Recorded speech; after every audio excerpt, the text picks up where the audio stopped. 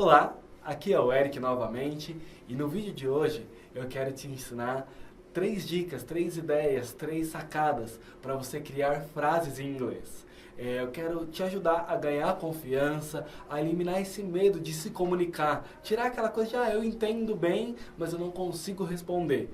Tanto para você que está iniciando agora, que está tendo os primeiros contatos com o inglês, então uma coisa mais simples para você saber por onde começar, quanto para você que fala, não, eu já até sei as frasezinhas simples, mas quando eu vou manter uma conversa, quando eu vou fazer alguma coisa, eu travo, eu fico com medo. Eu quero te ajudar a perder esse medo, a se soltar. Eu quero te mostrar nesse vídeo coisas que eu fiz comigo mesmo quando eu estava aprendendo e coisas que eu passei para os milhares de alunos que eu pessoalmente ensinei a falar inglês. Então é isso aí. Espero que você goste e que você aproveite ao máximo. Vamos lá. Então, vamos lá. Nessa primeira dica, eu quero pedir para você para eu usar aqui uma licença poética, ao invés de como está no dicionário em português sovaco, eu vou falar aqui do sovaco e você já vai entender o porquê. Sovaco, porque a gente vai falar de sujeito,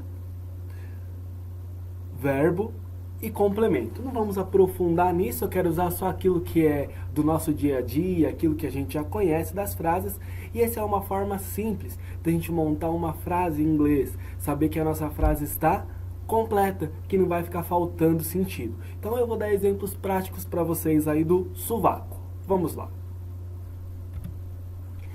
I speak English. Eu falo inglês. Então, eu, sujeito. Speak é o verbo e o que vem depois é o complemento. English. I speak English. Essa é uma frase que está completa. Um outro exemplo simples. We speak English. O que a gente está mudando aqui? Mudamos só sujeito. A mesma frase, só mudamos a pessoa. Ao invés de eu falo inglês, agora nós falamos inglês. We speak English. You work every day. Você trabalha todo dia. You work every day. Mesma coisa, sujeito, verbo e complemento. I work every day. Então, uma outra frase aqui variando da anterior, só mudamos o início. They love Japanese food. Eles amam comida japonesa. They love Japanese food. E aí mudando agora o final. They love Brazilian food. Eles amam comida brasileira. Então, com um pouco de vocabulário, a gente consegue criar várias frases, várias variações. Por que eu falei do sovaco para vocês? Porque o sovaco faz a gente rir, faz a gente lembrar que a frase precisa ter essas 3 coisinhas. Ela precisa ter o início, o meio e o fim. Alguém que está fazendo a ação, que ação que é essa? E o que a pessoa está fazendo. Então, they love Brazilian food. Eles amam comida brasileira. Temos aqui, she is beautiful. Um outro exemplo de sujeito, verbo e complemento. You are smart. Você é esperto.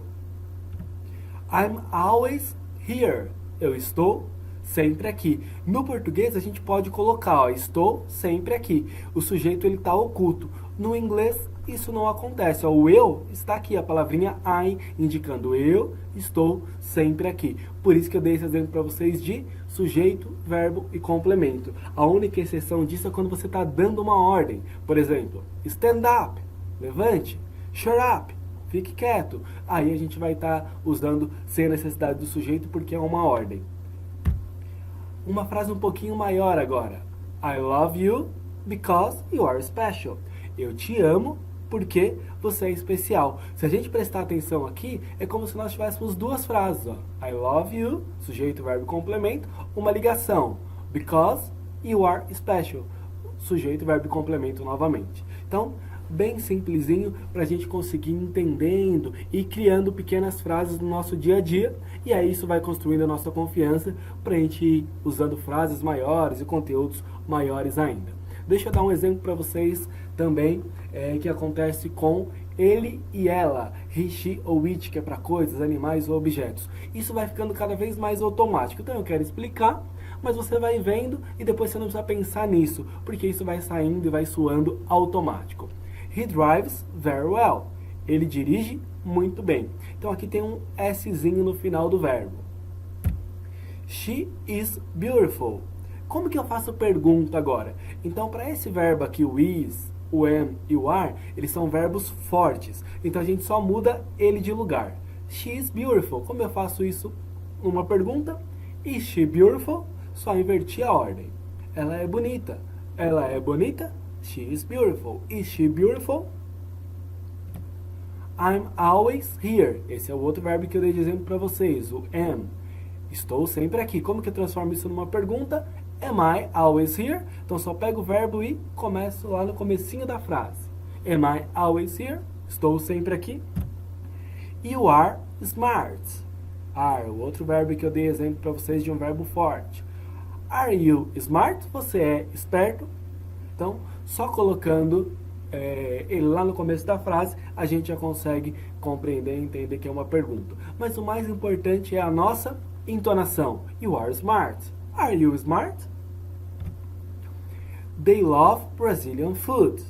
Eles amam comida brasileira. Já vimos essa frase antes. Como eu transformo ela em pergunta? Como esse não é um daqueles três, am, is ou are, a gente coloca uma vitaminazinha, uma ajudinha lá no começo da frase. Do they love Brazilian food? Eles amam comida brasileira. Por que eu estou falando que o mais importante é a entonação? Se você for assistir filmes, seriados, é muito comum eles transformarem essa frase em interrogativa usando só o ponto de interrogação, como no português. E como você vai saber que é pergunta? Pela entonação. Quando a gente está escrevendo, aí é mais importante usar a vitaminazinha aqui para ajudar o verbo. Vamos lá para um outro exemplo. You drive very well. Transformando em pergunta, né? Você dirige muito bem. Coloco lá a vitamina no começo da frase. Do you drive very well? Então é só eu acrescentar isso e está feita a pergunta. Mais um exemplo. He drives very well. Como eu falei, para o he e para o she, a gente tem esse S no final do verbo. E aí como que fica a vitamina? Igualzinho o verbo aqui, ó. Coloco o S no final. Does he drive very well? He drives very well. Ele dirige muito bem. Perguntando, does he drive very well? E aí eu quero ir para a dica mais legal para você que eu já consigo criar algumas frases, mas eu ainda fico um pouco inseguro, o meu maior medo é errar, é passar vergonha, então eu quero te ajudar agora a solucionar isso, a resolver essa questão do medo, a transformar esse medo em confiança. Eu fiz isso quando eu estava aprendendo inglês e eu passo essa dica para os meus alunos. Fale sozinho. Eric, mas como assim falar sozinho? É isso mesmo. Vai imaginando coisas do seu dia a dia que você ia falar. Quando você pensa ali perto da hora do almoço, do meio da tarde, você fala, tô com fome. Você pode falar isso para você mesmo em inglês. I'm hungry. Tô na rua e tô vendo uma situação acontecendo. O que eu faço? Vou lá e tento descrever essa situação em inglês. E isso vai te gerando confiança. Por quê? Vão ter palavras que você não vai lembrar e você vai precisar improvisar.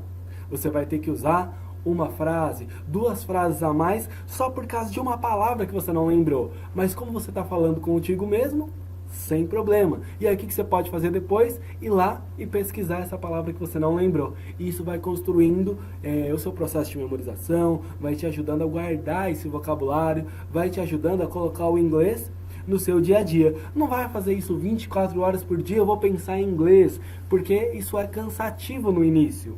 Mas se você vai colocando um pouco aqui, um pouco ali, algumas vezes por dia, quando você vai ver, você está conversando um monte de coisa em inglês contigo mesmo.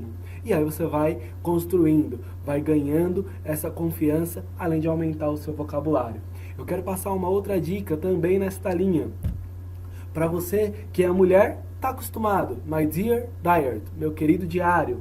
Então as mulheres estão acostumadas lá quando eram garotas a escrever o diário. Se você é homem, estava acostumado quando era um garoto a querer pegar o diário das meninas escondido para ler, saber o que elas faziam, não é? Então, por que esse My Dear Diary, meu querido diário? Para você escrever o que acontece no seu dia, com detalhes. Porque aí você vai pôr lá, I wake up at 7 o'clock. Eu acordo às 7 horas da manhã. Then I have my breakfast. Então, eu tomo meu café da manhã.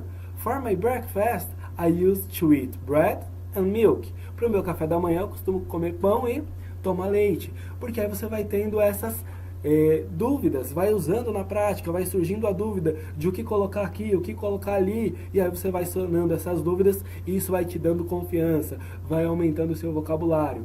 Quanto mais detalhado você for, mais você vai surgir dúvida, mais você vai esclarecer as dúvidas e o principal, mais confiança você vai ganhar. Aí na hora que você vai conversar, que você vai usar na prática, você já está acostumado, porque você já teve essa conversa com você mesmo várias e várias vezes. Aqui na Universidade do Inglês, você tem o professor todas as aulas para fazer isso com você, para bater esse papo, para praticar, para colocar para fora, mas com certeza, com essas dicas que eu estou te passando aqui, você já consegue ir aumentando seu vocabulário, arriscando, dando esses passos para ir ganhando confiança. No próximo vídeo, eu quero falar com você sobre como aprender inglês imitando, sendo como se você fosse um ator de Hollywood. Vai ser muito legal, vai ser muito divertido. Eu espero que você tenha gostado desse aqui, que você curta, que você comente, que você compartilhe. E vamos lá, é isso aí. Eu te vejo no próximo vídeo. Bye bye, see you soon!